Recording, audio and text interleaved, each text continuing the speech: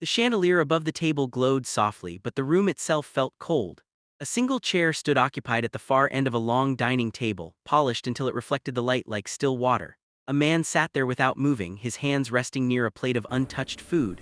The silence around him was so complete it felt heavy, as if sound itself had chosen not to enter this space. Adrienne Holt lived inside that silence. From the outside, his life looked complete. A vast estate, halls lined with art, a name spoken with respect in rooms where power gathered, yet every evening ended the same way. Adrienne sat alone, surrounded by beauty he could no longer fully experience. Years earlier, illness had taken his hearing slowly, then all at once, leaving him sealed off from the world.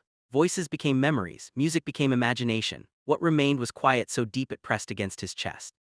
People worked around him every day, careful and efficient. They knew his habits, his schedules, his preferences, but they never knew him. He communicated with notes and brief gestures, polite exchanges, necessary words, nothing more. Loneliness settled into him gently at first, then stayed, growing familiar, almost obedient. It followed him from room to room like a shadow that never left. The mansion itself had changed. Once full of laughter and sound, it now felt like a museum, beautiful, preserved, and empty of life.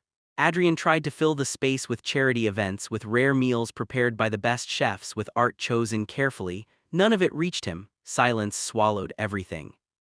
Among the staff was a woman named Rosa. She moved quietly, cleaning with care, treating every object as if it mattered.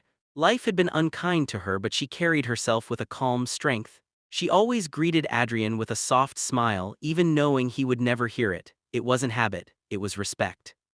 Rosa had a baby boy named Matteo, small, curious, full of energy. His laughter had a way of filling rooms, even the ones that felt empty. With no one to watch him during long shifts, Rosa kept him close, placing him safely in the staff area, always careful, always worried. One evening, as autumn air pressed cold against the windows, Adrienne sat down to dinner. The meal was perfect, warm, colorful, carefully arranged. He barely noticed. That night the silence felt sharper, heavier than usual. Something inside him ached, though he couldn't name it. Down the hall, Matteo wriggled free from his play area. Driven by curiosity, he followed the glow of light spilling from the dining room. His small footsteps carried him forward, steady and determined. Adrienne lifted his eyes and froze. A child stood near his chair, staring up at him with wide eyes and an open smile. For a moment, Adrienne didn't move. The sight felt unreal, like something remembered rather than seen. Confusion gave way to something warmer, something unfamiliar. Rosa rushed in seconds later, panic written across her face. She reached for her son, apologizing, gesturing frantically, but Matteo resisted. He leaned forward, arms stretching toward Adrienne, his joy impossible to miss. Adrienne felt it before he understood it. A faint vibration in the air, the presence of sound he could not hear but could sense. His breath caught. Slowly, carefully, he lifted his hand and gestured for Rosa to stop. She hesitated, unsure, then set Matteo down. The child crawled toward the table, fascinated by the colors, the reflections, the sheer size of it all.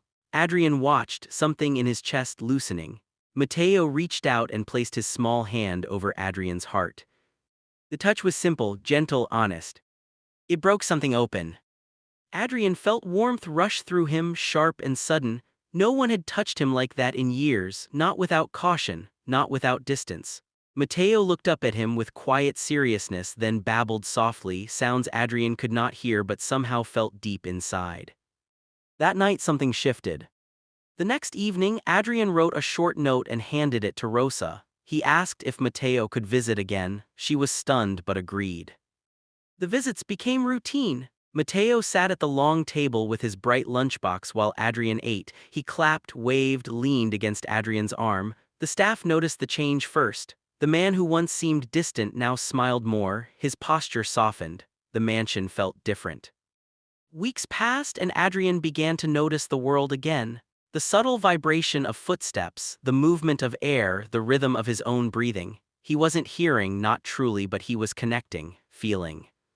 One evening, Matteo stood on Adrienne's lap and pressed his ear against his chest, giggling at the steady beat he found there. Adrienne felt the vibration of that laughter ripple through him. Tears fell before he could stop them.